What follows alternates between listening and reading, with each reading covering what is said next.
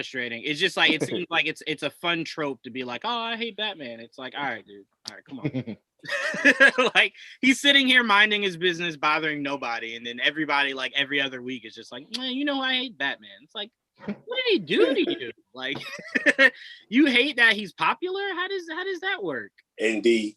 Hey everyone, welcome to an all new episode of Marvel Cinematic Review. We are the MCR of the MCU. This week we will be breaking down the Falcon and the Winter Soldier. I hate the "thes" being in there so much. Yeah. My abbreviation does not have it. To me, it's just like, all right, why so many words? Just why? WandaVision, perfect. Loki, perfect. Miss Marvel, come on, what are you doing here? You're just making me try to remember too much. It's stressful. But anyway, we have this week we're kind of depleted a little bit. But we will have some faces in here coming in and out of here. But first up, let me introduce from Nerd with the Tech, Trayvon. What's going on? Hey everybody, how you doing? Happy to be here. I'm a little bit, middle on this episode. We'll get there. Yeah, Trayvon already ruined my night by disrespecting Batman to start our pre-show. So hey, don't get them attacking me now. I didn't tell them what you said. I'm just saying, you was saying some stuff. From the Sports Bar Podcast, Prime, what's going on, Prime? Was good to be back. Missed you guys last week for the little fun that you guys had. But man, I wasn't gonna miss this, man. So I got an hour. I do have an engagement I have to get to in about an hour, but it's all good. I was not missing this. I moved what I had to do back just so I could jump in here and we can get some of this in discussion in before I got to roll out, man. But I'm ready to get into it. That's love. We're gonna introduce Martin, then we're gonna get right into it. But I want to introduce the Talking Comics professional himself, the man who at some point will have interviewed every living being that has written a comic book. Martin, what's going on? Not much. Hey, I'm getting there. I myself, like I said, this first episode was kind of what I thought it would be, and like I said, there's going to be more to come, but I'm very happy with what I saw, and we're ready to get going with the rest of it. Absolutely. And joining us right before we get right into it, I am now, and I might even trademark this name for you, Tia. Oh, geez. American Goddess herself. Indeed. Very nice. The American Goddess stars. Listen to me. Tia, what's going on, Tia? How is everyone? Hope wow, you guys all have amazing backgrounds. I love it. This is so exciting. Had to throw up the Marvel Cinematic Review. Sorry, we're not the Cinematic Universe. Marvel Cinematic Review logo made by Dakota himself. I wanted to premiere our intro, but I kind of wanted to do it when we had everybody. So it's kind of the feel of the inclusion. So we will not be debuting it this week. We will be debuting it next week. But trust me, everyone here has seen it. They love it. Dakota did an amazing job, and we can't wait to show you guys. If you've seen our Twitter page, you've seen it. But as far as this show, we will be debuting it next week going forward. All right, so we're going to get right into it. I said this before.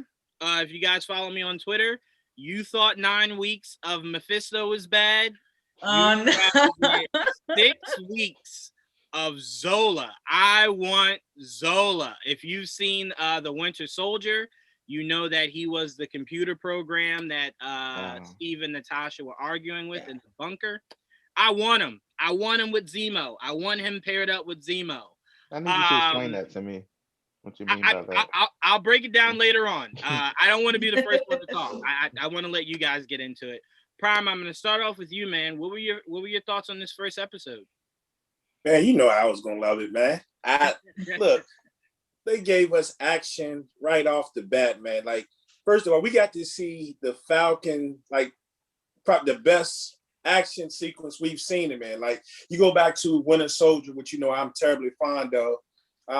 He was doing this thing for a minute and he kind of got clipped out of the action. But in this one, Sam went ham, man. Like it was like ridiculously good. The camera angles. And it shows me here that they are willing to spare just about any expense. And they're digging deep into the budget, man, to give us all of this on a TV show. Like it felt like a movie. You know what I'm saying? Like they're pulling out all the cards, man. But I totally love this whole deal, from getting to see some of Sam's personal life, seeing what Bucky's going through, to see some of the tie-ins.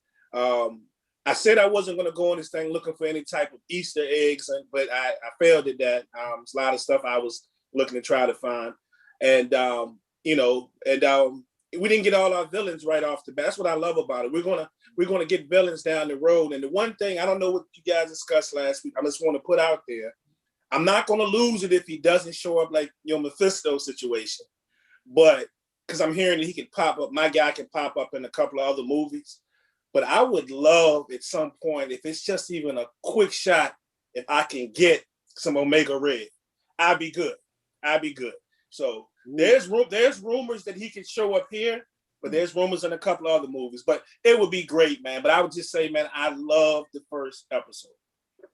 Wow, Omega Red. I don't know. That's mutant territory. I will say this. I'm not leaning into it, but when Sam made that phone call and he said, what do you think they could be? And Sam was about to say it. He was about to pull a Herb.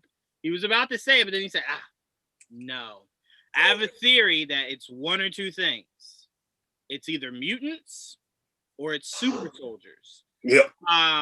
So we'll have to see, but he seemed very, very, very worried about whatever he was thinking it could be. Go ahead, Tim. I'm kind of leaning towards the super soldiers thing, just to kind of lean more into just the whole mythos of, say, Steve Rogers and what we saw in Civil War with the other Winter Soldier. So I want to lean more towards super soldier, but I wanted to comment really quick on what Prime was saying about the beginning action sequences. Did you kind of have I was texting Juwan. Did you have that feeling where you're like, oh, wow, Sam is straight killing people right now? Yeah. Yes, he definitely was. Yeah, he definitely was. Like, which, I mean, it's like, that's not like it's a big surprise, they're in action, it's going to happen, but just to see it so like, oh, no, there's no way that person survived. He just blew up a helicopter. Right. Yeah. Exactly. As soon as I saw that, they throwing people out like this is crazy. Like Sam then lost it for a minute. And something else I loved about the opening scene was when we saw him in uniform, the wings. The wings were, of course, they were revamped, but there was some coloration in there, kind of like the old comic books as well. And then the wings were badass too. I mean, they were repelling bullets, and I mean, this thing was ridiculous. I usually, before we do these, get to go back and watch. Like we did WandaVision, I'll go back and watch 2 or 3 times before we actually do this show. I only got to watch this first episode all the way through one time, but I've seen the opening scene about 5 times. So, yeah, It was a lot. I mean, that one part to speak to what you were saying, when he drove his knee and it kind of like launched the dude's head into like that. Yep. I was just like, okay. like that alone could cause some shit, Yeah. And it's so funny because Marvel does this subtle thing to where they murder a lot of people, but there's never any blood. So like you don't see like the head smash against the crate. So like you just go, oh, he knocked him out. It's like, no. Well, that's like, people will always say, oh, look, in Marvel it's so kid friendly, they don't do anything. And someone did a like supercut of Steve like throwing someone into propellers. It's like, what do you think happens to a person when that happens? Like, just because they didn't show it, it doesn't mean it didn't happen. I even say in Winter Soldier, when Cap just like Spartan kicked that dude in his chest.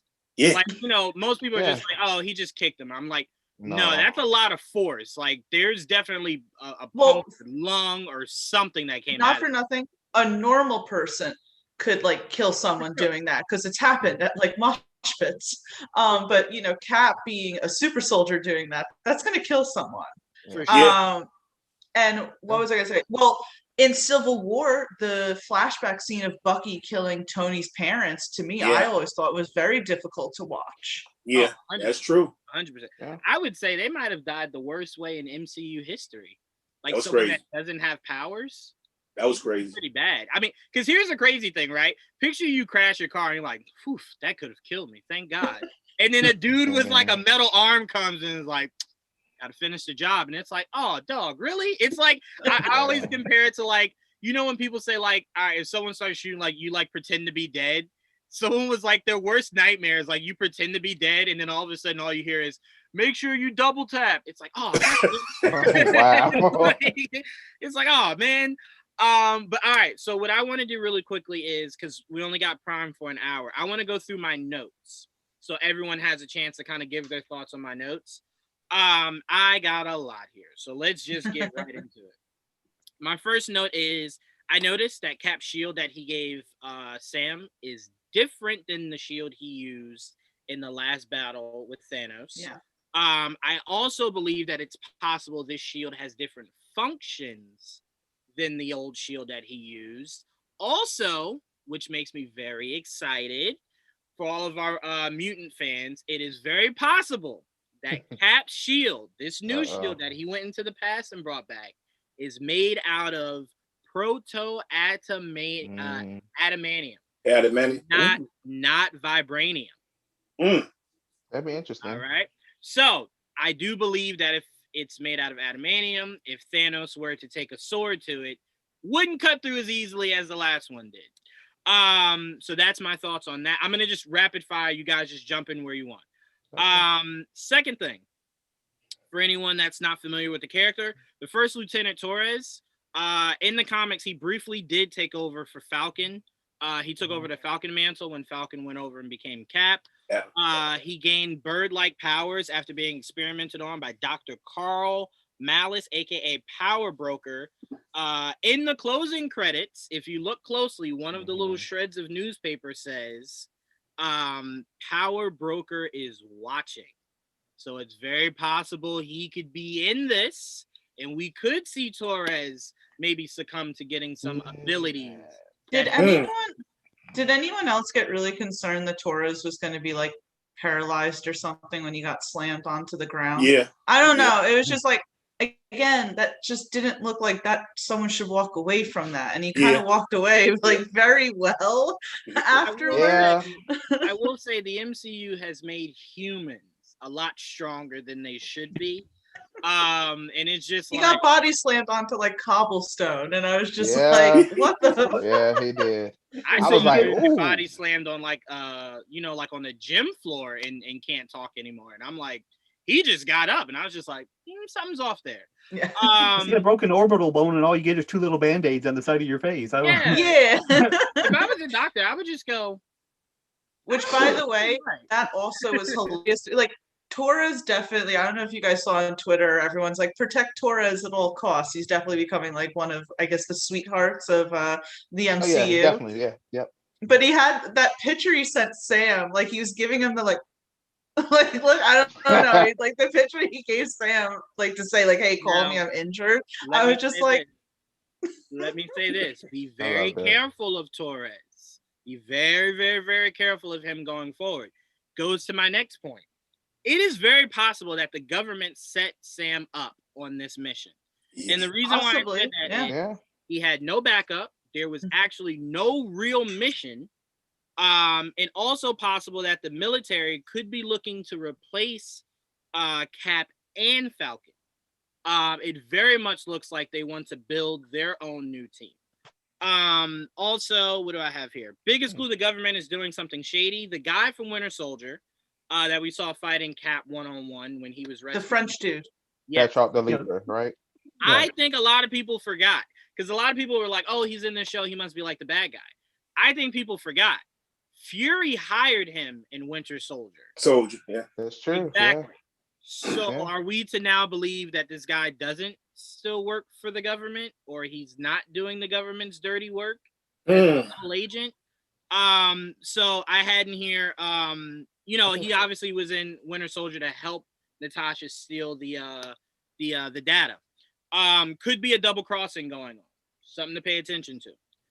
Also, for people unfamiliar, the Flag Smashers, who are the people with the mask that robbed that bank. Yeah.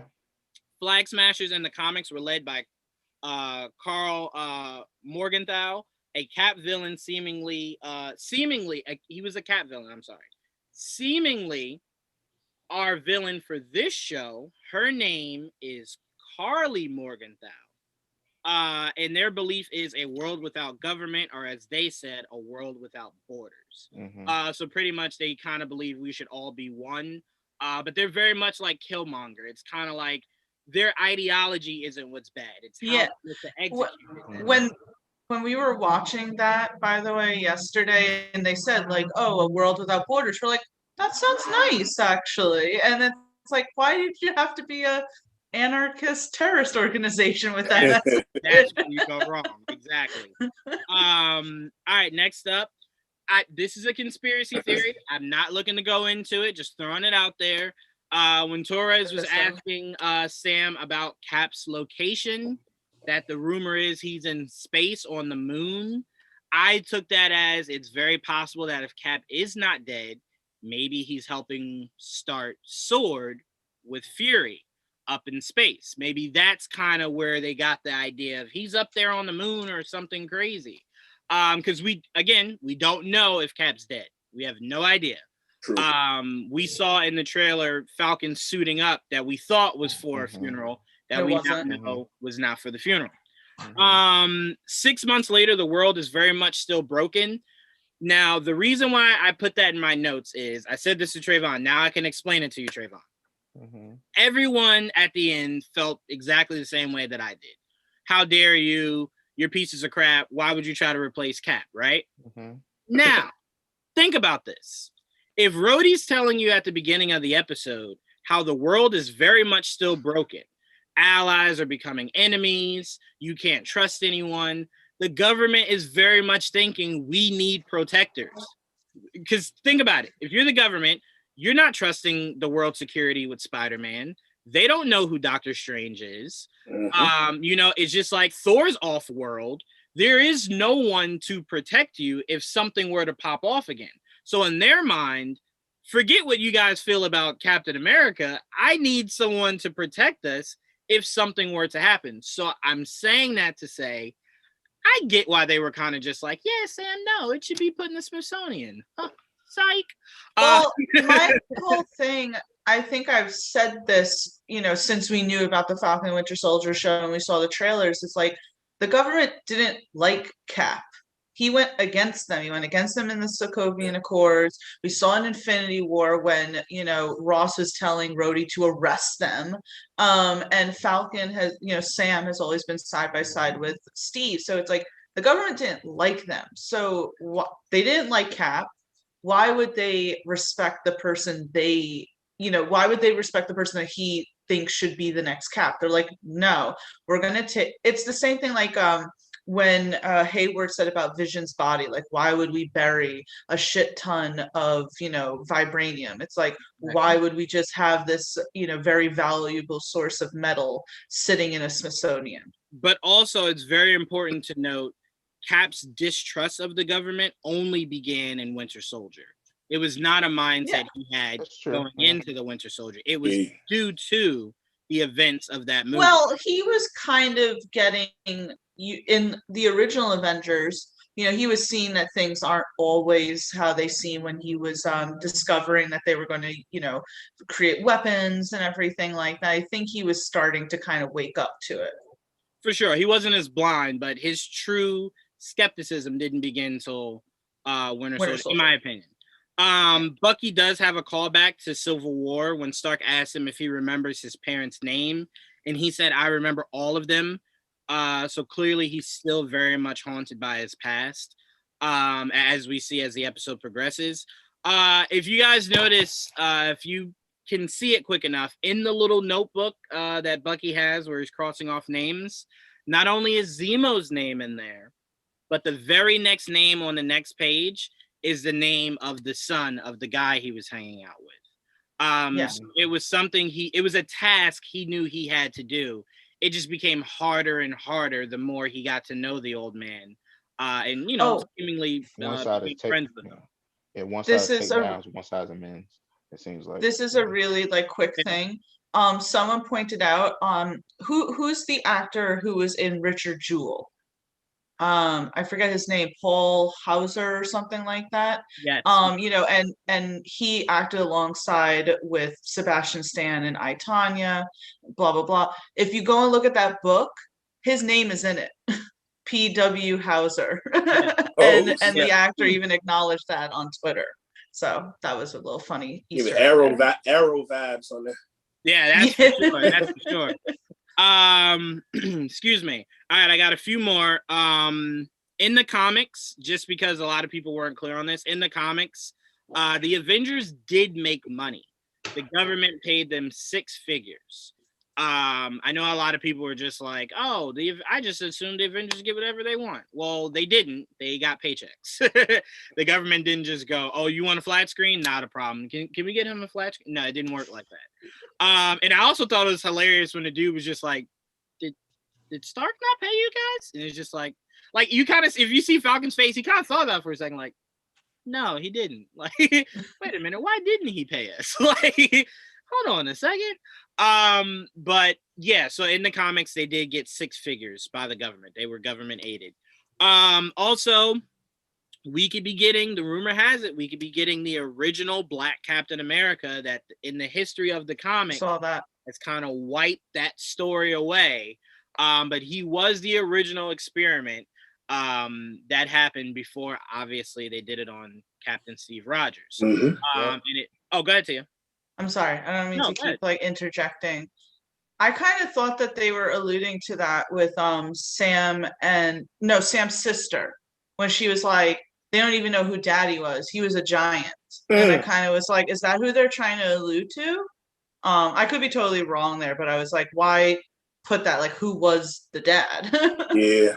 Well, I mean, all right. So I get where you're coming from. It was originally my thought until Sam was speaking to Torres and seemed nervous, as if these new villains have the super soldier serum in them.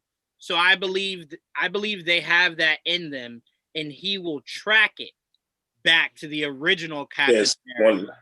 And then that's when he'll find out this experiment has not only been going on well before Cap, it's still happening today. Which leads me to my theory of this show. And that is, if the super soldier serum is behind our flag smasher villains, it's very possible that a certain someone who tried to perfect it to take down a certain green monster could be the very individual behind this super soldier serum today. And that is none other than General Ross. Mm-hmm. I think Ross is building his Thunderbolts, and we will finally get to see the Suicide Squad of Marvel come to life. And again, it could even lean into, I always thought, why is he in Black Widow? Could lead us right into why he's in Black Widow. Taskmaster could maybe be joining the Thunderbolts. So those are my list of thoughts from this. Prime, I'm going to go to you. But before I go to you, I want to introduce Dan. What's going on, Dan? Hey, how's it going? How's everybody doing? Hey, what's up, Dan? We are good. We are in the full thick of it right now, Dan. Awesome. Yeah, I'm very excited for this. I've now put on several tinfoil hats. Oh, no. Don't get your hopes up this one, John. Yeah, I'm going to just let you know, every series so far, I've already planted the seed of what I will get my hopes up for. This one is Zola teaming up with Zemo. That's where I'm putting my money in. For the Loki show, it's us getting the Living Tribunal. That's where my money is for that one. I have it all mapped out. Don't worry. And if I don't get any of it, I'm gonna just be the shut down come January of next year. A direct line to Kevin Feige. There you go. Exactly. You know what? I swear, I feel like he shoots alternate episodes, and it's like every time I'm like, I want Mephisto. He's like, hey, do me a favor. That Mephisto episode we were gonna air, take that out. But Prime, anything that I broke down there that you wanted to talk about, you wanted to explore a little bit more? No, not really. I think, man, you got me even more excited than I already am with a lot of that. But I did want to mention earlier when we were talking about Sam. Didn't he seem even a little more badass too than whenever you think about it? We were talking about they sent him into all that and there was really no mission. Right. He just flew right in there, man, with like how many of them was like 5 or 6 people? Mm-hmm. Like I'm just going at it with everybody, dog. You know, I'm going, I'm gonna rescue this cat. I'm gonna get in here, and he was just went there by himself, in the air. So I just like I like the direction that they're taking with him. He's just even more badass than he's ever been. I would agree. I also thought it was really dope that him and Red Wing have the same connection that I liken it to Luke in R2-D2 or Anakin in R2-D2. If you listen closely, when he sent the order for him to get them the hell off of his back, it made a bird chirping noise. Yes. Like it was speaking to him like as a bird. I was just like, that's really dope. I'm like, you'll never sell me on Anthony Mackie, but you are sure as hell selling me on Falcon. I was really happy that they brought Red Wing back because we only saw him in Civil War. Right. And it's got an upgrade too. The way he fits inside, the back, that's cool. tight, man. That is dope. Also, something to keep an eye on. Again, I feel like all these shows' dialogue means something. When he was talking to Torres and he said, I feel like every time I let the government work on Red Wing, there's some glitches that happens. It's like, yeah, that was strange. It's like, wink, wink, Sam. They're bugging you. Like, come on, man. You're working in espionage. Like, what do you think is going on? If there's one thing that Marvel has taught us, you can always trust the government. Exactly. And that Sam doesn't even own those wings. Yeah, Marvel's just like, heroes. Hey, who needs them? Turn to your government. Hey, one more thing. So how much of and I know it's just the first episode, but how much of Rhodey do you think we're going to get in this? I'd say none. I think that was to show us because think about it, the way Endgame ended, everybody's gone. Yeah. That was their way of showing like Rhodey is still in the thick of this. Like he still has the answer to the government. Everybody else has gone their own way. They're either pardoned or they just left Earth. Rhodey still has to be not only the face of the Avengers, but the face ultimately of the government. Like he's which is so unusual. I'm sorry. I was just going to say it's so unusual that he is with him having seen like everything that he has, that he's like still such a part of it. I think if you're Rhodey, it's a sense of duty. It's something that you just can't walk away from, no matter who your commander in chief is, no matter who you have to answer to. It's your job, ultimately you have to do it. If we see him again, Prime, I think it could be like a little Easter egg that leads us into the Armor Wars. But I think he already kind of alluded to us about Armor Wars by saying it's chaotic out here.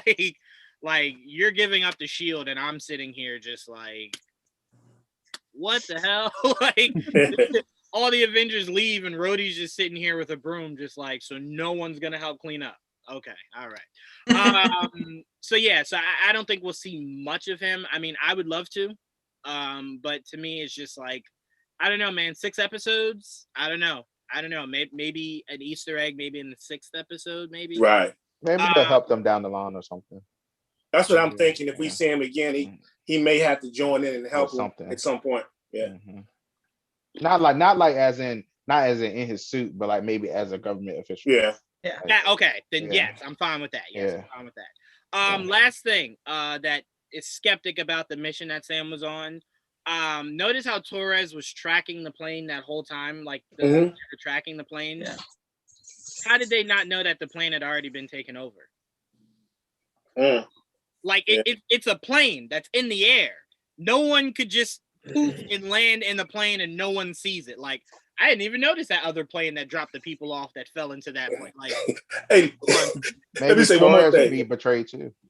Let me say one more thing. I'm gonna be careful how I say it. So we've already seen that how messed up Bucky is, right? In this. And was anybody else kind of rooting for him when he was having that drink with the young lady? Yes. That yeah. you know, 100%. maybe take the edge off a little bit, and it just didn't happen. You know what I'm saying? It's like, darn, man, like, come on, brother. I thought it was so cute when he like went to go see her with the flowers and everything. I was like, he really is like 106 years old. I was just hoping that maybe it would lead to something else at this point and help him out a little bit and help clear his head, but that didn't happen in the first episode. So I guess. Well, I mean, not for nothing. Like she kind of brought the mood down. They're having like a date, and she's like, "Let's talk about this old guy who comes in who like lost his son and he's really depressed." Like that's not first date conversation. That's how they met, though. Remember also how uncomfortable Steve was when Natasha kissed him just to get him out of that situation. It was just like, how long has it been since you kissed someone? It's like, it's been over 100 years, Natasha. Like, I'm not just out here just grabbing women and like making. That is true. Like, is Bucky any better? I mean, you know, think about it like this. Think about it like this. We don't know anything about Bucky's love life. Like, at least with Steve, we know Peggy. With Bucky, it's kind of just like. But we do know. Now we do know he was a kind of a go-getter, like, you know, he was a ladies' man back in America. Yeah, back then, the Captain America movie, and he was trying to get, you know, Steve before the super serum, and they're out, you know, on a date or whatever. You know, he was a guy. So I mean, years are changing, you know. But I'm just saying. Yeah, no, but you're trying to get Peggy at one point. I think Bucky wanted what you wanted, Prime, which was something that would give him a sense of normality. Yeah. And as she was talking, you can kind of just see it in his face. He was just like, I was rooting for my brother. No. But no, I really did love it. And I want to give a huge shout out. They brought back the composer from Winter Soldier. I want to give a huge shout out to him. That scene where he's eating with the dad, where the lady is flirting with him. If you notice, when he starts to talk about his son, the music gets really intense and it zooms in on Bucky, and the music calms once he closes his eyes, as to kind of say that's his way to kind of like tame the inner beast from kind of coming out. So I am very curious because, you know, we see in the trailer Bucky has like this face-to-face with Zemo. I am very curious to see if Wakanda got all the bugs out, or if there's still something loose that Zemo can maybe pull on a little bit to kind of pull the Winter Soldier back out.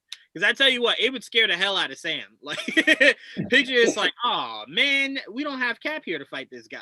Like, because Bucky was trashing Falcon in that movie. Yeah, he was trashing him. But to pass it along, Tia, I want to go to you. Break this down for me, because I know how much you enjoyed this. What were your thoughts on this episode? Yeah, I loved this episode. As Prime was saying, when you first start off with this epic mission and seeing just Sam up in the air, I thought the scene where they're all kind of parachuting out and he has to chase after them was so cool. Just the way that he can operate those wings. I don't know, it was just such a really wonderfully shot scene. I liked his fight with the French guy, because I thought that was a good fight between him and Steve Rogers in the Winter Soldier movie. And to see then him fight Sam, it was just equally as good, right? So I enjoyed that. I was interested in the Flag Smashers storyline. I was concerned at first that Torres was a double crosser, because I guess the first time I watched it, I wasn't necessarily paying the most attention and thought that he was just there, not realizing that they already hinted like beforehand, like that he's just there to, get information, right? So you have that. I love, like, I'm going to say this, and this is going to be a little bit blasphemous. I was never the biggest Bucky fan. Nothing against, but again, like, people just went hard on Bucky, and I was like, I don't see it that much, but that was just me. But I liked his personality in this. I loved his little, back and forth with his therapist anytime she took out the freaking notebook. I thought that was funny. His scenes with the elderly man and then finding out why he's hanging out with him was heartbreaking. And I thought that Sebastian Stan did a really wonderful job displaying that. Overall, though, action-packed, great emotion. Love finding out more about Sam and his sister Sarah. That scene with the lone people was both hilarious and infuriating. Because just tell us how real that would be. Oh, you've had no income for the past 5 years. He was disappeared for the past 5 years. Oh, well, sorry. Like, to me, that's like, oh no, that's 100% how shit would get done in real life. But to me, the biggest thing, and I texted Joanne as soon as it happened, was as Sam is sitting there watching the news and they're talking about this whole, everyone, we need a new hero. We need this, we need that. We need the new Captain America. I was like, this motherfucker. I am sick of him. I was so angry. Even though I knew it was like happening, it felt very much like what The Boys is doing. On Amazon Prime. I felt like this is kind of their version of that. So it's interesting, and it's sad to know that Sam was trying to do what he thought was best, and that's give the shield away, let it remain with Steve's stuff, and honoring him again just speaks to Sam's character. And for the government to just take what should have been so beautiful and take that away and make it so cheap. So again, I don't want to spend like too much time on this, but it was great. Both of them are amazing. I love seeing their little individual stories, and I cannot wait to see them team up with each other. I do want to point out, we have to also keep in mind part of the reason he gave the shield up was out of fear. It wasn't just like it should be in the Smithsonian. It just means more than me. It was he couldn't face the idea of being Captain America. Right. Same reason why Rhodey won't go by the name Iron Man. He's War Machine. That's it. He's always going to be War Machine. So I think a lot for Sam was just the idea of, and he kind of told, we see it in the opening of this episode where you hear the conversation where he's just like, that looks like someone else's shield. And he's like, it's not, it's yours. And Kat was just trying to tell him in that moment how much faith he had in him. Like, you can do this. If anyone could be me, it's you. Yeah. And Sam was just like, and I was telling you, if there's anyone who doesn't want it, it's me. I don't want this. Like, you keep it. So I go ahead, I still don't think he should have given it to the government. I have a lot. Remember, he didn't give it to the government. He wanted it to be a piece of art that people can look at as a sign of that anything's possible. You could do anything. You can be anyone. And it's like, and I understand that is a very beautiful sentiment. And in like, say, a perfect little world, that's how it should have been. But it's like, Sam, nothing changed in these 5 years. They're still the shitty people and double crossing. Before you move on, Joanne, I did also want to point out, did you guys notice that Bucky sleeps on the floor? Yeah. He lives in a nice little apartment and he still sleeps on the floor. So it's like the little details of showing like the PTSD that he's going through and everything. Well, remember the conversation? It was the same thing they talked about. Cap did that too. Cap said the same. Yeah, it was in one where Sam was telling him like, you get home and you see a bed, but I still sleep on the floor. Cool. And Cap was like, yeah, you get on the bed and it's like a marshmallow. You feel like you're going to sink down to the ground. Yeah. And I just thought that just kind of coping with it. I thought that was really good. I also, I love the amends thing when he's like trying to be all funny with that, like not funny, but I thought it was funny where he's like, I'm making amends. You're a shitty person. You're part of me making amends by exposing you. I just thought that was hilarious. I'm like, wow, I kind of like Bucky, which also, God, I have so many thoughts. I'm sorry. We've been surmising that Bucky only felt peace when he was in Wakanda and that he doesn't want to fight anymore. And this proved it. Him saying like, I just want peace. I only had calm in Wakanda. And now everything else is freaking haywire again. I mean, I thought it was, I took it as like very, I hate to use the word sweet, but like I thought it was definitely like a sweet moment for Bucky. What I thought was funny out of that moment was when he hit her with the smile, and it was just like, oh no, don't do that. Are we trusting her? Say it again. What, the therapist? The therapist? Yeah. No, of course not. Oh. We don't trust anyone. That's the point. They're all spies. Here's the thing. Remember, she's part of his Pardon. Yes, his pardon agreement. So it's like a government official, a government appointed therapist. So it's like she's 100% going back to whoever her point handler is and telling them everything about their meeting. So it's like, of course I don't trust her. Now, could she just be the comic relief therapist by the time we get to episode 6? 100%. But just like WandaVision threw me for a loop, and I never let them go of it. Everyone's a villain in this damn show. Well, again, when you're dealing with the, as you know, Dan was saying, like, don't trust the government. If they're a government person, they are not to be trusted. That's just it. I mean, they already. I remember in what was it, in Civil War, where they took the shield and they took the wings. They said they didn't own them anyway. Yeah. So I was like, they already said it was government owned anyway. So you giving the shield up when maybe they knew you had it, maybe they didn't. And maybe if you kept it to yourself, maybe they would never know you had the thing. And now that you give it to them, I know it sounds nice to giving it to the Smithsonian and all that stuff. Sure, you're giving it to the government. You're giving it to them. They're gonna do what they want with it. Like, I don't care if it's in a glass thing. That thing can be open. Like that's not. It just wasn't a smart idea to me. Don't get me wrong. I do think he was naive. I'm just saying he didn't do it thinking I'm giving this to the government. He legit thought they agree with me on the idea of Cap's gone. This should be a monument, like for when Superman died in BVS, when they built that shrine for Superman. It's meant to be a symbol of hope for people to look at. I think to try to answer the question, I think a lot of it had to do with imposter syndrome, where Sam doesn't feel like he's worthy. So it's an easier way for him to just give up the responsibility. Like, oh, the shield, it belongs in a museum. It doesn't belong with me. Right. And I think that's important because it really humanizes a hero.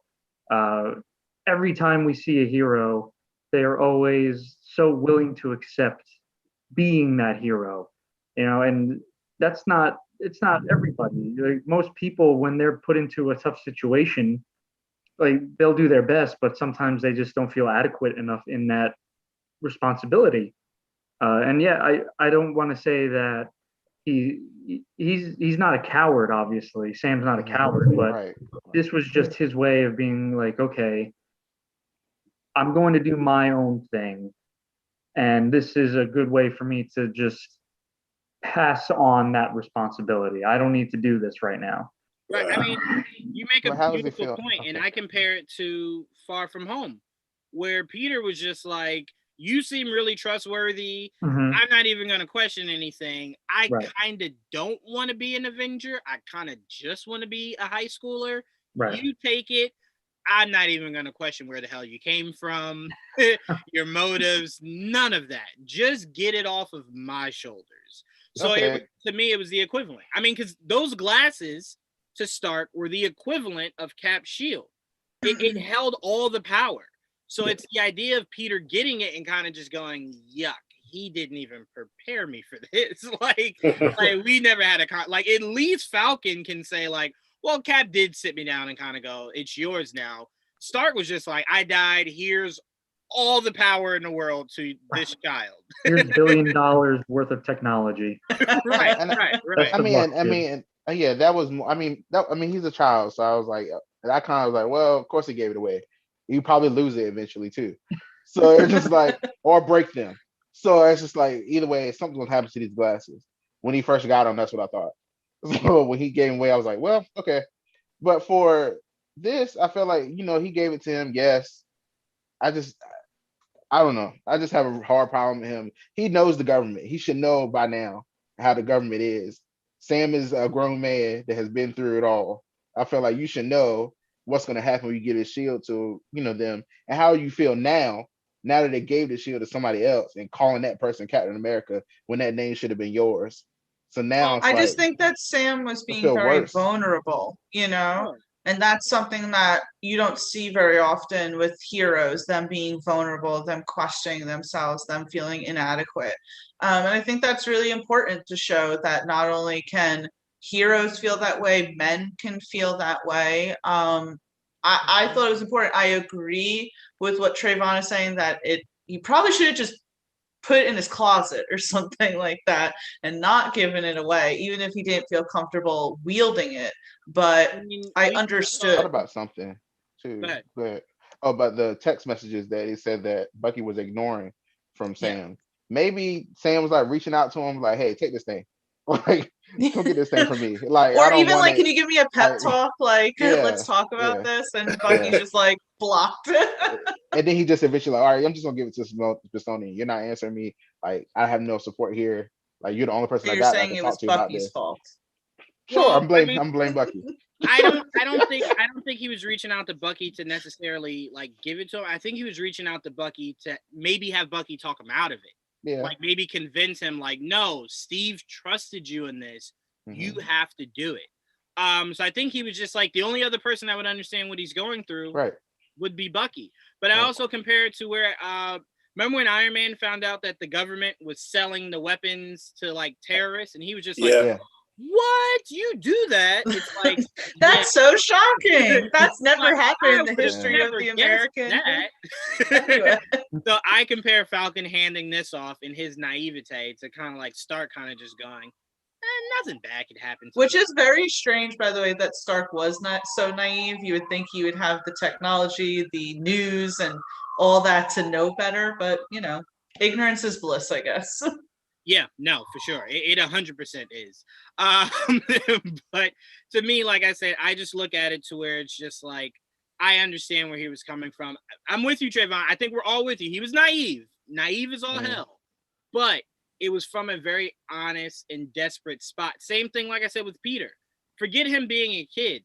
He didn't react as a child. He reacted as someone very vulnerable and just not wanting that responsibility. So it was just the naivete of just like, you're just going to hand off those glasses. You're not even going to maybe call Happy, see if Happy can do a background check. You're just going to willy-nilly hand off these glasses. Okay. So like I said, it's just like Tia said, very good point, Tia. It's the vulnerability that, you can't really prepare for. Martin, I want to go to you. Amazing background. I think on all of those posters, all the amazing moments from this episode. I can't get over it. That is the most poetic shot on the bottom right or bottom left, however you're looking at it, of Steve still being on Sam's left. Or was it on your left? Or on your left? On right? left. On your left. So to me, that's just still, it's so poetic. Even when he stood next to the shield in the casing, on his left. Like everything Cap related is always on his left. The right and they're side. doing that on purpose. They're definitely doing it on purpose. Oh, for sure. Oh, For yeah. sure. But Mark, what are your thoughts? Well, like I said, we've talked a whole bunch of the things that I originally was going to discuss, but we're going to go ahead and go into a little bit anyway. As you said, the opening scenes with Sam were great. I was going to be really disappointed if that man got outflown by a bunch of guys dressed in squirrel suits. So, but you can tell, Sam's got this flying thing down, and I was like, with Tia said when he was cutting the ropes off these people, letting them go with him, man, he's just killing these people. Straight killing people. Kathy was watching this thing. She goes, "Ow! I can't believe he did that." Said, and again, I didn't have a problem with it. I mean, they kind of, this is kind of what they chose when they went into it. But I was. I think that as far as Sam and the Shield, like I said, I'm pretty sure they gave him a real rah-rah kind of thing of why, because apparently they approached him, saying that he should give the Shield to the Smithsonian. I imagine they probably appealed to his, the whole patriotic bullshit about why he should give the Shield up, and how they would, proudly display it and everything. As he said, and it's been said that it was probably a bit of naivety, or however you say that word, for him to just assume that they weren't going to take it. But now, if I'm hearing at the end there, I'd be pretty well pissed off Yeah. and be Yeah. coming to get that shield back. And I keep wondering if Steve was available. If Steve was available for him to talk to, what was Steve had told him? Said, "Hey, the Smithsonian wants me to give your shield to them. Should I do it?" And I imagine Steve would say, "No." Yeah. He's on the moon. He couldn't Right. Oh, well, say but I'm pretty sure that Steve would have told him, don't. I gave it to you for a reason. Don't give it. Whether you use it or not, you're right. Put it in the closet, whatever you're gonna do, but don't give it back to him. And of course, he found out what happens when you do give it back to him. And like I said, that guy who introduced the new Captain America, I was really pissed off at him because he's the one who made it sound like, yeah, you did the right thing by letting, we're going to put this here in the Smithsonian and people are going to be able to admire it. He knew exactly what was going on. Now, I did an article way back at the end of Endgame where I was trying to decide, because Bucky at the end of Endgame seemed like he knew what was going on when he sent Sam over to see Cap, once Cap had aged. So apparently there had been a conversation somewhere between Steve and Bucky about what was going to happen here, and that he was going to give the shield to Sam.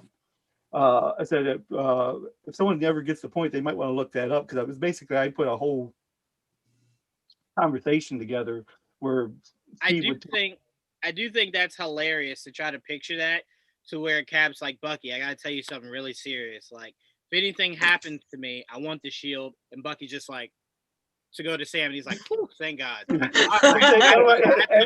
it's kind of the deal. So basically, he said, under normal circumstances, I would give the shield to you in a minute, Bucky.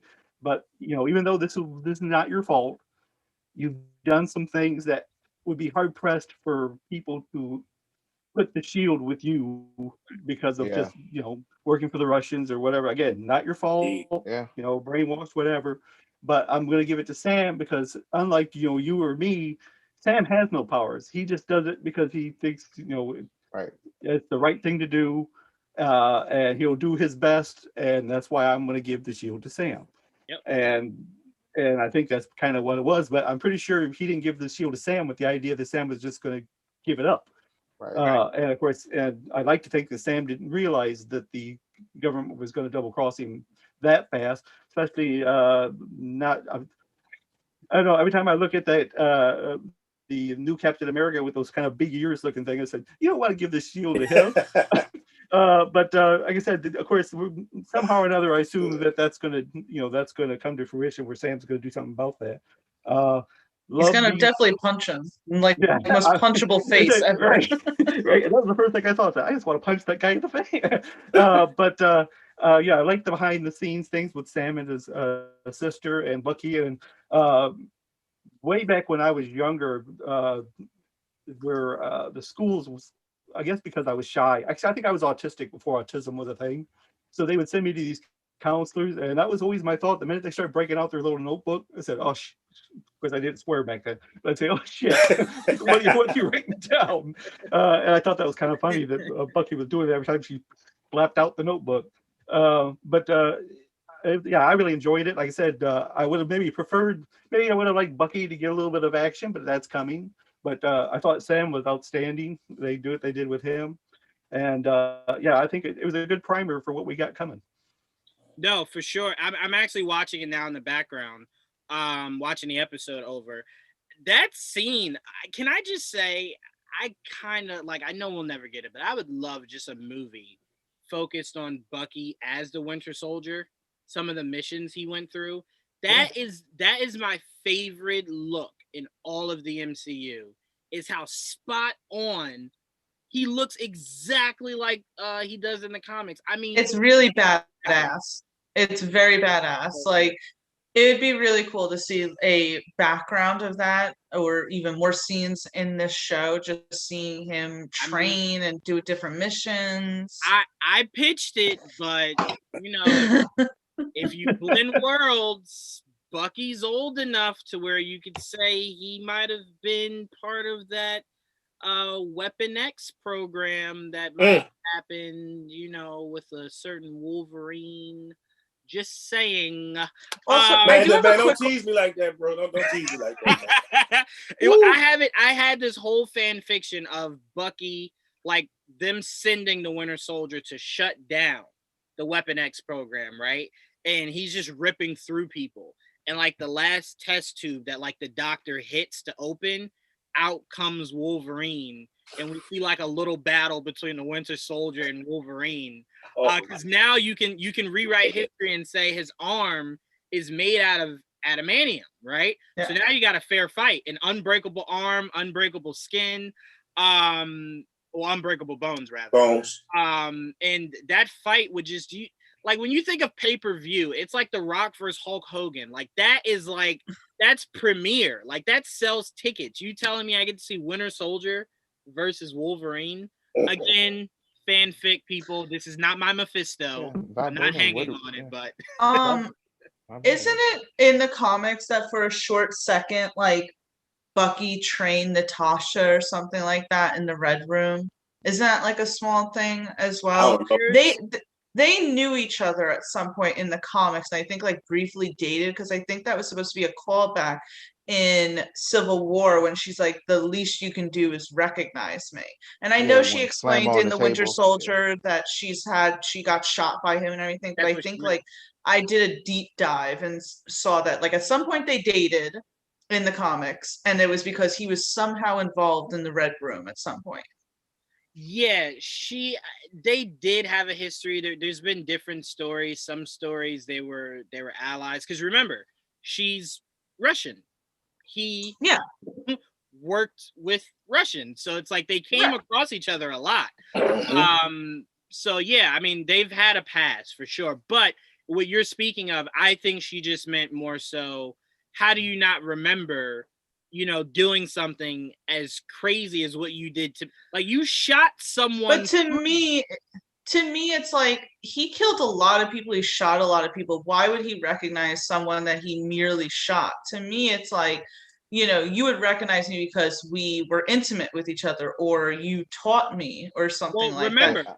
Remember, more there. He said, remember what he said to Stark. I remember everyone. I remember all of them. I remember everyone I've killed, everyone I've hurt. It's all in here. It won't leave me. So I think in that moment, she's just like, well, I mean, really? And he's just like he had a whole Thanos moment. I don't even know who the hell you are. Like, who are you? Which, by the way, was very disrespectful to say to Wanda, Thanos. Like, I know technically you didn't remember her, but at least pretend. It's okay, though. It made for, like, the most badass scene in that movie. You will. And she almost went through with it. If it wasn't for him, she would have killed him. Yeah, she would have killed him lickety split. Trayvon, I want to go to you. I know you had some feelings, a little different than others for this first episode. So walk us through your thoughts on this first episode. So, okay, of course, the beginning, sequence is amazing. Falcon looks great. I did hone in on Red Wing. Seems like he is a little bit smarter. Like before, in I think it was Civil War, they used him. He was just like a drone, really, just with a camera, just to look and stuff like that, and maybe I think shoot maybe once or twice or something like that. Not like this. To this, he was like, get him off my back, and that thing knew what to do when he says that. It's like it's a little bit smart now, a little bit sentient to me. I was like, oh, so is it like it's a little advanced now? Cool. And then that scene, of course, is amazing. Him killing, it didn't bother me at all. I was like, this is cool, badass, kill him. Hey, this is the mission for the military. Why not? So I was like, I did think when he blew the helicopter, I was like, oh, okay, well, all right, that's where we're going. Cool. All right, so I just let it go. And I was all right, cool, that's fine. And then I don't like that I think this way, but it's just like it just get really slow for me, like how WandaVision was at the beginning. I don't know. I don't like that they start out like this. I feel like now I'm starting to. Okay, when I came into this show, my expectations were lowered because of WandaVision. I was like, okay, so I'm assuming the shows are going to be like this. They're going to have little teasers in here that won't pay off. That's my thoughts when I was coming to the show. Sorry, that's where I'm at. So you gotta let the Fantastic Four. Nope, I'm not. I'm sorry, can't do that. So now I don't believe anything. So now when I get to this show, I'm like, okay, all right, here we go. We got Falcon fighting and stuff like that. and then we, slow down, and they're not together. And I'm like, wait a minute, okay. All the trailers, all the teasers, and I've seen them all. I watched every single one of them. They're either he's practicing with the shield, they're practicing with the shield together. They're in the. They're getting to that scene. They gotta meet back up. They weren't BFFs beforehand. They only tolerate each other because of Steve. Fair. I mean, yes, but the market. Man, we got time, man. We got time, man. Come on. We don't. We got 6 episodes. No, yeah, but they're longer. They're longer than the WandaVision episodes. WandaVision episodes were like 20 minutes long. These are like 40-something minutes. I'm sorry. We still got 10 minutes of credits. We still got 10 minutes of credits, though. To be fair, that's just a given. To be fair, so I don't leave Trayvon out on a ledge by himself. I did agree with him that this episode did go a little slower than I thought it would, based off of the fact that you're 3 episodes less than WandaVision. Like with 9, you have room to do whatever you want story-wise. But with 6, it's like, all right, cool. Well, they had to develop these. They had to develop these guys' stories, give you backstories on these heroes that now are trying to take center stage from underneath Steve Rogers' light. Because this whole time it's like, oh well, Sam and Bucky are pretty much his sidekicks. And it's like, no, they're actual own individuals, and we're going to show you who. Like Sam existed before Steve walked into his life, So I don't know. I appreciate that, but I'm sorry, Trayvon. Go ahead. Continue with the episode. You're good. No, it's fine. I mean, I get what you're saying. I do. I mean, I try to see it both sides, and then I just flash back to the trailers and stuff, and then I'm like, I didn't get any of this. Well, they had to take that time. They had to take that time. I say this before I gotta get out of here. They had to take that time, and they're gonna build them up. They want us to know everything that's coming, everything about these guys. I'm one of those people with the unpopular opinion that, especially what we saw with Sam early in this, and as I mentioned about him just being a complete badass at this point, and they giving him the love that they're giving him, that I truly believe that at some point, we're talking about Captain Marvel, who maybe leading the Avengers. I think before this is all over, that they build Sam up to be enough of a badass, and he's the new leader of the Avengers.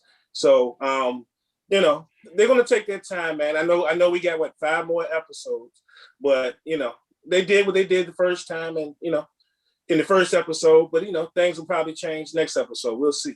I want to say one last thing before Prime gets out of here. The first episode of this, I know there's only 6 episodes, it is at least doing more than Game of Thrones did in their final season with only 6 episodes. So we're already getting more. I don't disagree with that at all. It's just, again, and Prime, you know this better than anybody here. We come from the CW where we get nothing but fillers. So it's built this wall of we only got 6 now. Don't drag it. I'm from that too. I watch all those too. So I it's know. Like get right into it. Don't be dragging out here.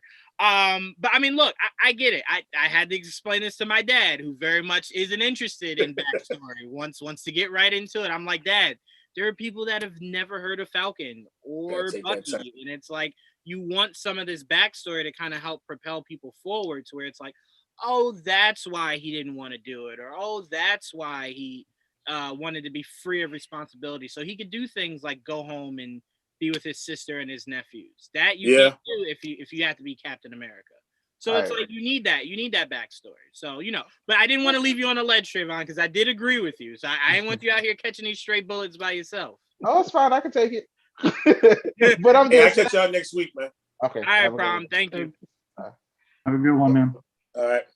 So I mean, okay, so yes, okay, I did like that we do see that Bucky is, he's in therapy, which I don't know how much a therapist can actually help him with this, but hey, sure.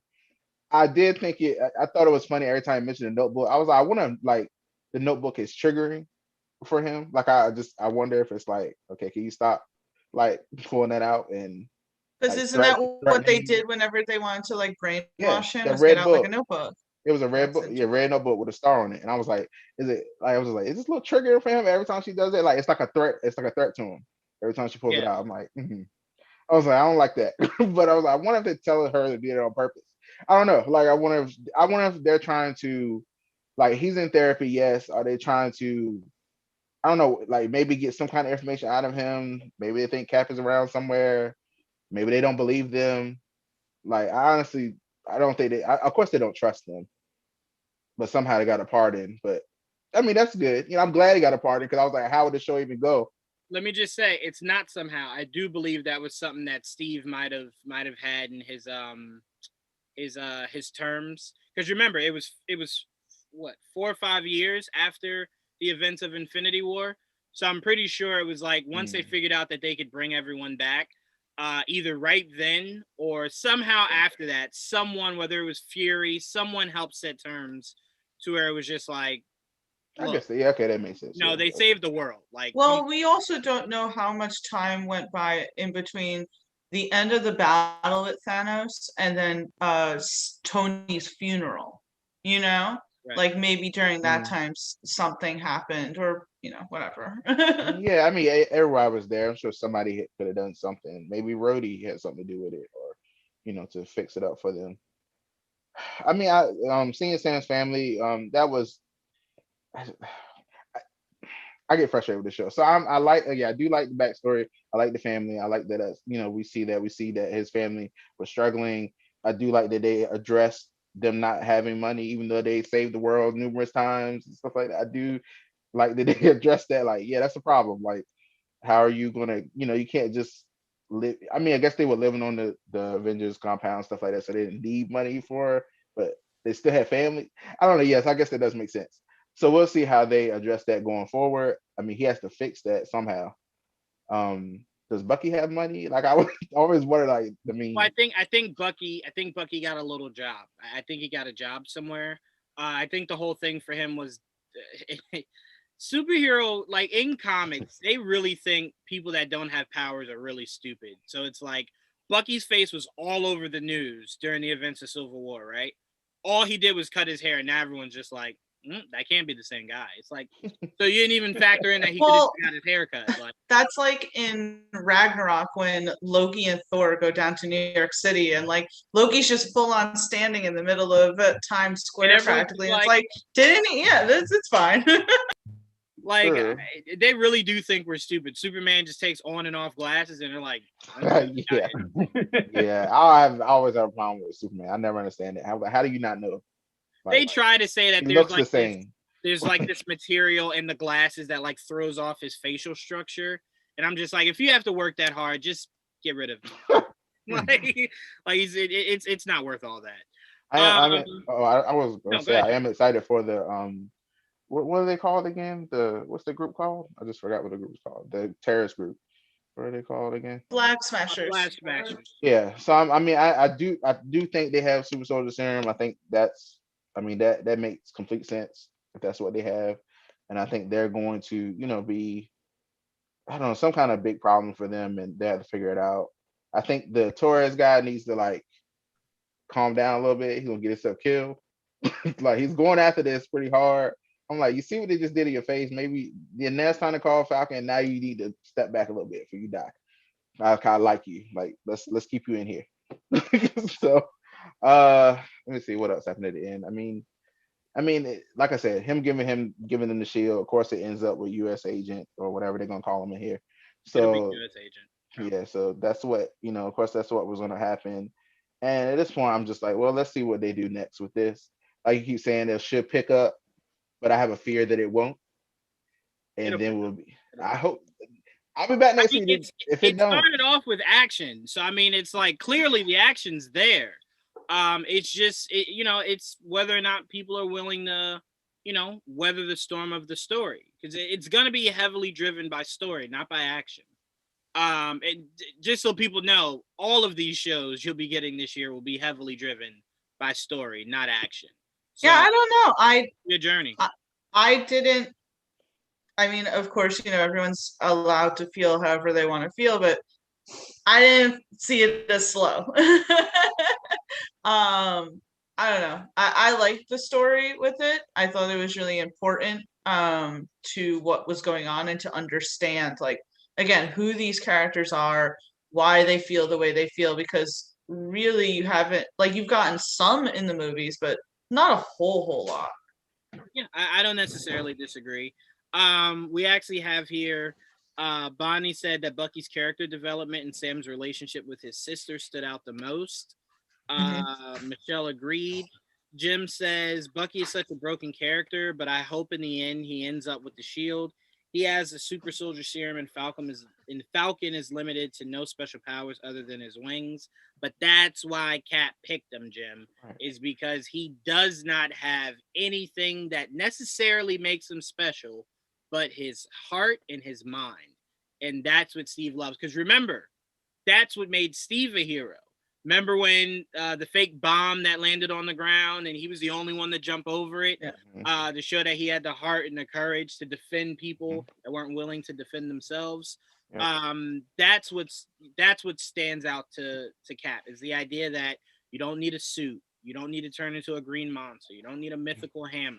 It's about what's inside that makes you a true hero. And that's what stands out with Sam to Cap. So it just can't be Bucky, because there's just too many negative things synonymous with Bucky's face. Not even his name, just his face, to know that that's the guy defending America.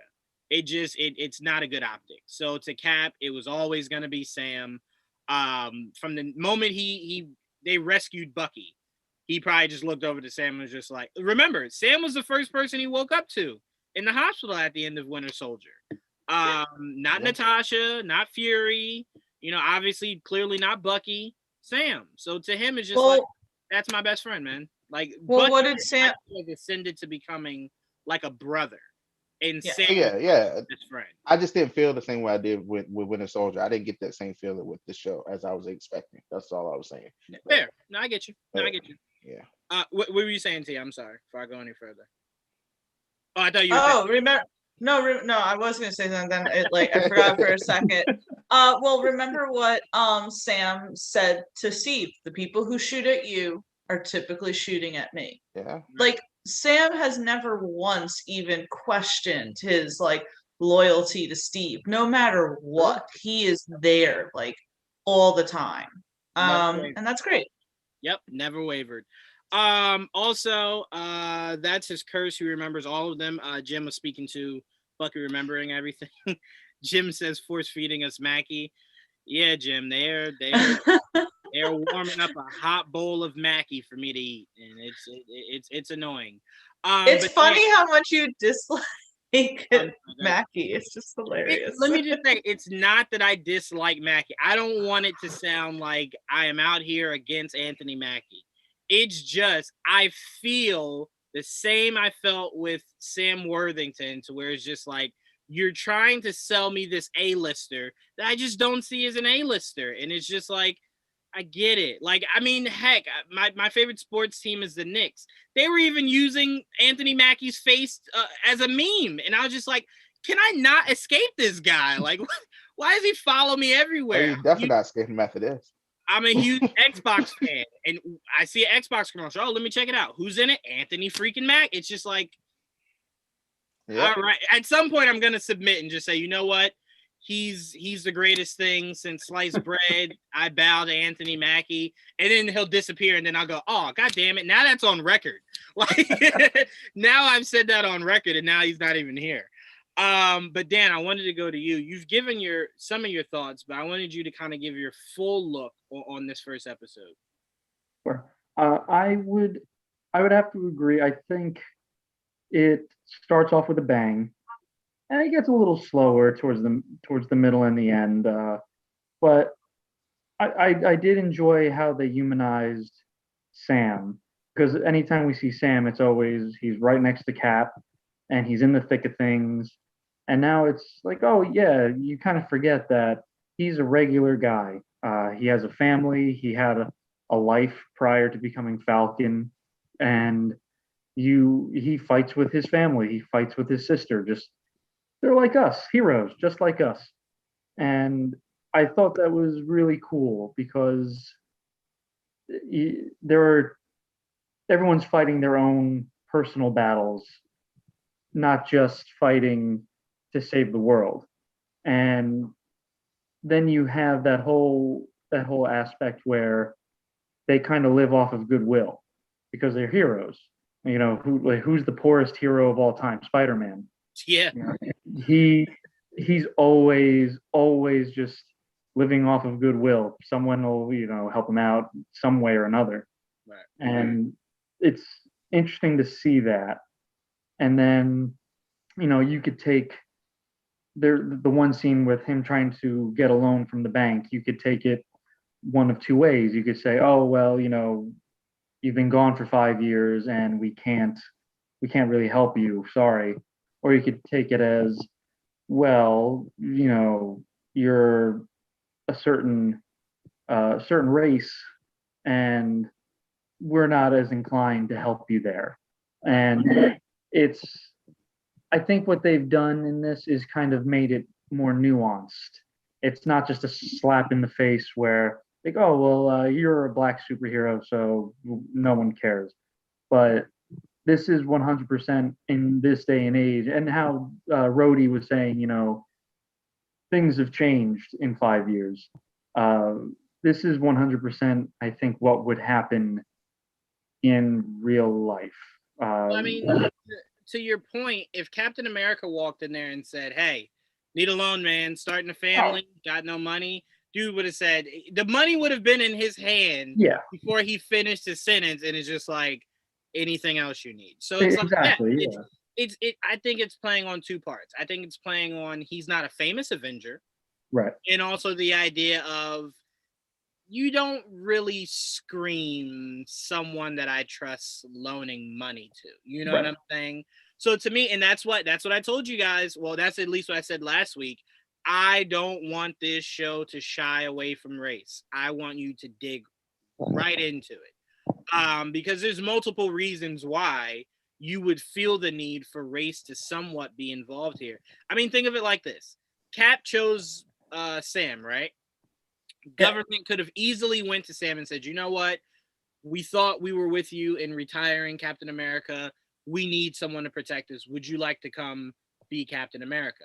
Instead, they not only went back to white, they went back to the original concept of Captain America with the gun on the hip, with the bright colors. It was back to kind of preserving the idea of the all-American hero. You know what I'm saying?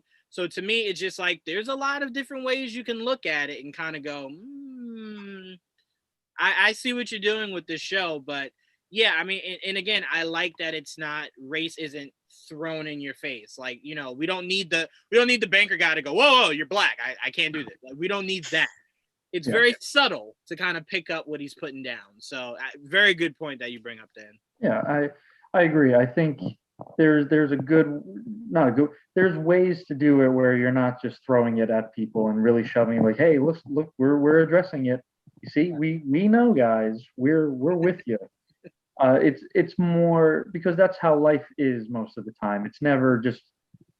It's more nuanced and it's more subtle with certain places that you go to. Like you said, Captain America, Tony Stark could walk into a bank and do whatever they want, but I would even wager if T'Challa were to just walk into an establishment, he might get a sideways look. Sure. Maybe not like he looks familiar, but I'm not sure. He looks familiar. I can't put a finger on it. I didn't even realize he had a good one. I like how they did have some action, but it wasn't just all action because you're going from WandaVision that had very, very little action until the final 2 episodes to the very first episode being boom, this is a different kind of show. I thought that was cool, and it's not just action. Bucky, I'm excited to see how they explore his PTSD, and I agree that there's no other way there's no way you could give him the shield. And Bucky knew that at the end of Endgame. It's just like I think it was more of an unspoken agreement between he and Steve, because when Steve was leaving, I think Bucky picked up that Steve wasn't coming back really. And I think Bucky was at peace with that. His friend had found his happy ending. And I don't even think Bucky would have wanted the shields. I think he would also know that, hey, I've done a lot of bad stuff. It's not meant for me. And, Juan, to your point, there's the striking the parallels where in the first Avenger, the Dr. Stanley Tucci tells Steve that the reason he was chosen is because he's a good man. Yeah. And then in Endgame, Steve tells Sam that he's a good man, and that's what it takes, a good man. And I love that. There's really never anything lost in between these movies. Like everything small ties in, and that's what makes it beautiful. And someone mentioned Moon. He's on the moon. Who mentioned Torres was like, Torres Love that. You came in after I had said it, I think it's interesting that he said that, because you could piece together, again, these are very loose strings to pull at, but you could reach and say maybe the theory isn't far off. Maybe Cap is with Fury in space helping build Sword, but people don't really think a spaceship out there. They think like, he's, like the crazy theories of like, he's on the moon, or Bigfoot eats children, or like, how like someone takes like a core concept and then stretches it to where it's like, all right, dude, now it's not believable. Like, that's what I think that. But then I feel bad. Like, Cap is old. He's Captain Biden right now. I mean, he shouldn't be on a spaceship. He needs to go back to Earth. I think that there is some truth to that theory. Yep. And I think it's going to kind of tie into Secret Invasion, because if I remember correctly, Cap is assassinated after Civil War, but it turns out that it's not the real Cap. It was a Skrull Cap. I'm not saying that everything that happened was a Skrull, but I just have a sinking suspicion that all of these shows are going to somehow tie into Secret Invasion now, and I think that there is some sort of truth. It may not be the whole truth, but there's like a smattering of truth, if you will. Well, I mean, you're not far off. Cap did become the leader, the new director of S.H.I.E.L.D. after that. So I mean, it's, to me, Skrulls I put in the same bubble as a multiverse and time travel. It's like once you open that lid, everyone's going, well, isn't it possible Stark was a Skrull and he's really still? So you then get the can of worms. It's why I only wanted there to be one Skrull, and I wanted them to say that Fury really died in Winter Soldier and the Skrull replaced them and has been here ever since. And if you think about it, Fury has done a small thing. Like, I always compare Fury in a small degree to when I tell people, like, they're like, man, Jar Jar Binks was such a stupid character. And I'm like, if you look a little closer, some of those weren't accidents that Jar Jar Binks was doing. Some of them kind of seemed like he was really interested in starting a war. So I look at Fury and I go, all that mistrust from Winter Soldier, that could be, attributed to a lot of that. So I mean, I'm more curious now that you brought it up, Dan, why Secret Invasion isn't a movie and it's rather a series. Because it's a major event. It's a huge event that split the entire Avengers because they don't know who's who. Right. So you putting it in a show format, I'm just really curious how you do it. That's one show you guys are gonna have to protect me from, because you thought I went deep on WandaVision. There's so much they could do with Secret Invasion that my head will explode. I'm curious when we'll get that show relative to the others. Like, I wonder how long they'll wait until we get that one. Like, they're gonna wait till after. Is it next year? I think they start shooting end of this year, maybe next year, maybe the year after. Because remember, this year is a show almost every month. Every month there'll be a show this year. Even this show, it's only 6 episodes, but it'll leak into next month, which will get us through into May, which is Loki. I think Loki's in May. No, Loki. It's in June. Loki's in June. We're gonna have 2 months in between. What month are we? Black March. Widow is supposed to be March. March. Okay. It's So what I not going to meant make it to was, June. Yeah. what I meant was, I'm sorry.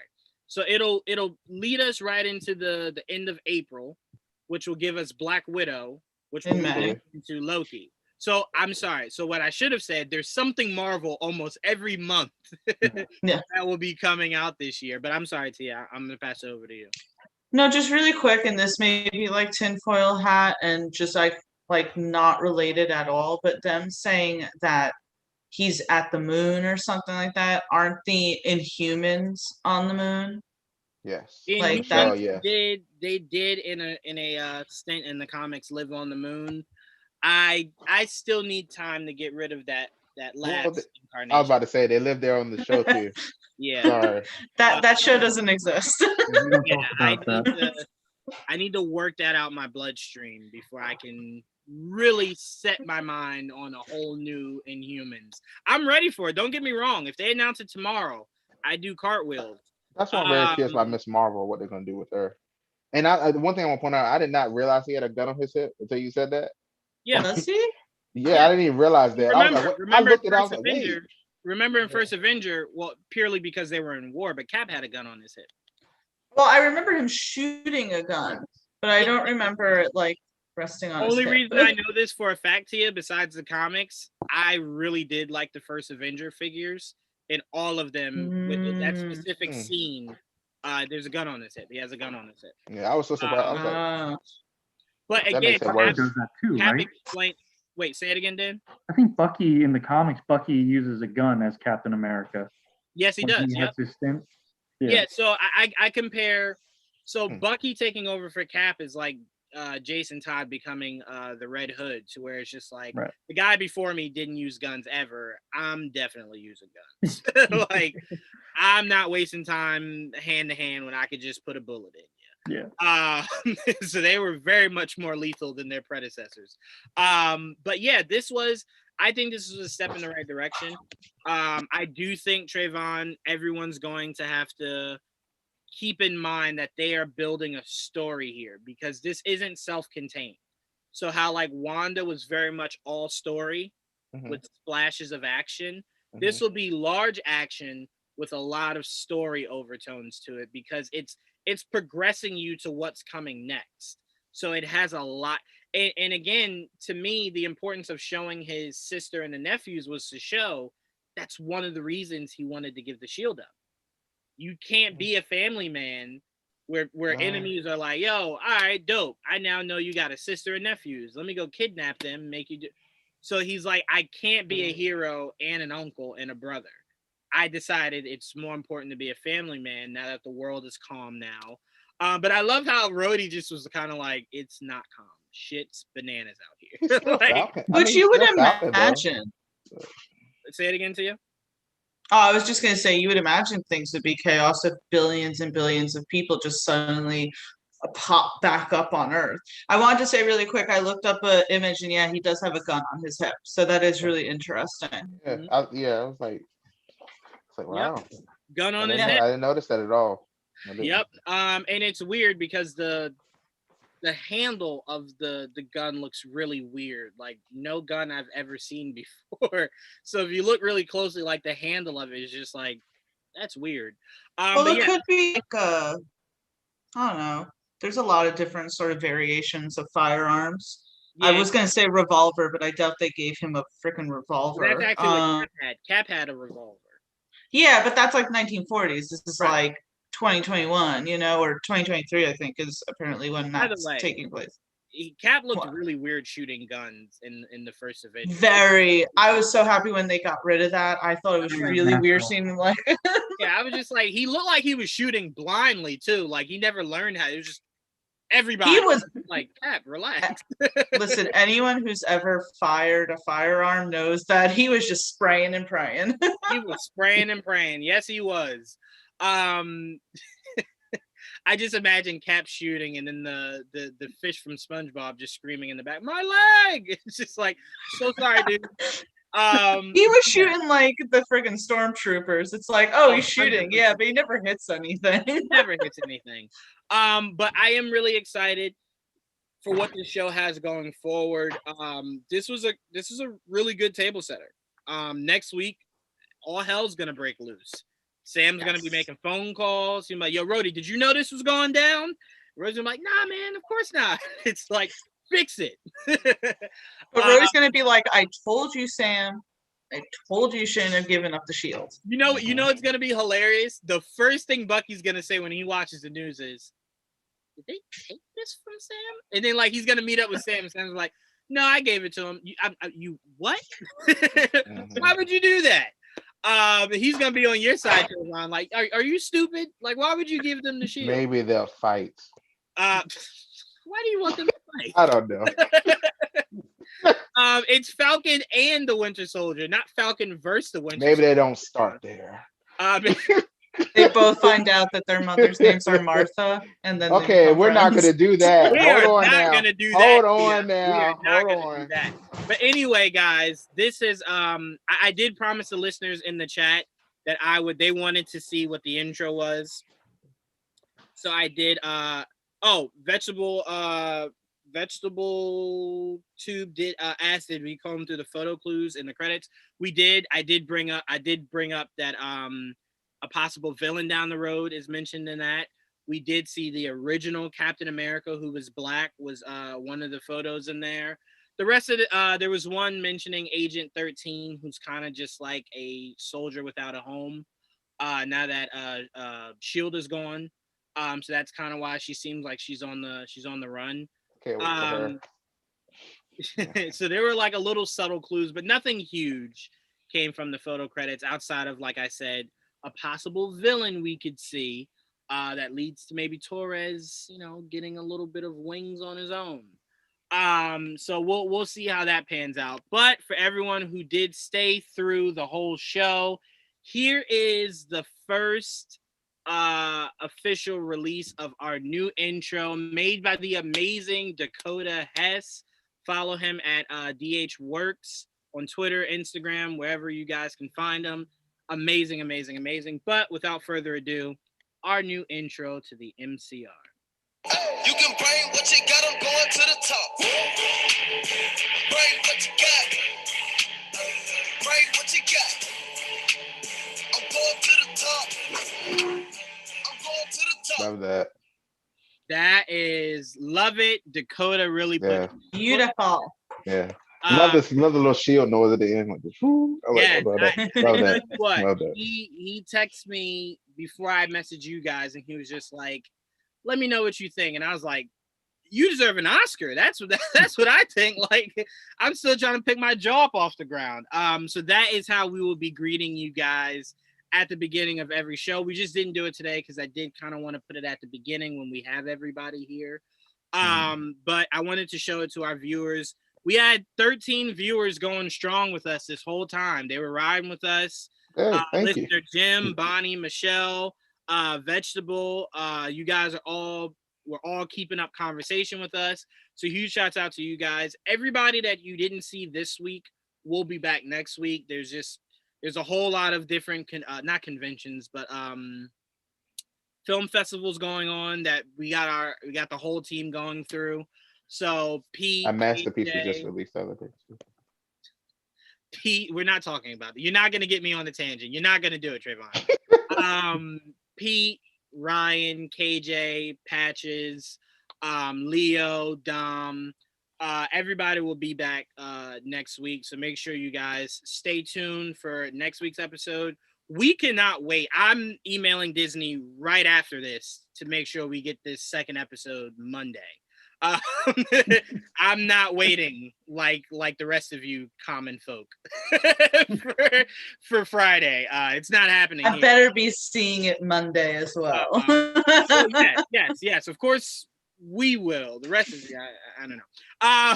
Anyway, thank you guys so much. Huge shouts out to Michelle and Jim. They said they love the intro. Can't wait to break it to you guys as our intro next week as a full team. But thank you, Tia, Martin, Dan, Trayvon, also Prime, who joined us a little bit. Thank you guys so much. Dan, I want to give a shout out to you guys, and they call this a movie. You broke down one of my top 10 favorite movies of all time.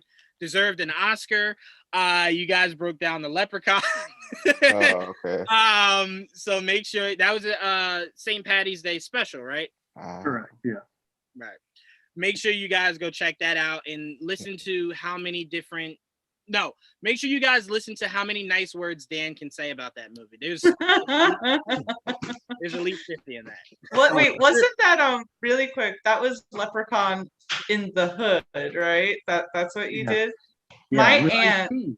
Before Ice-T became like a cop on SVU.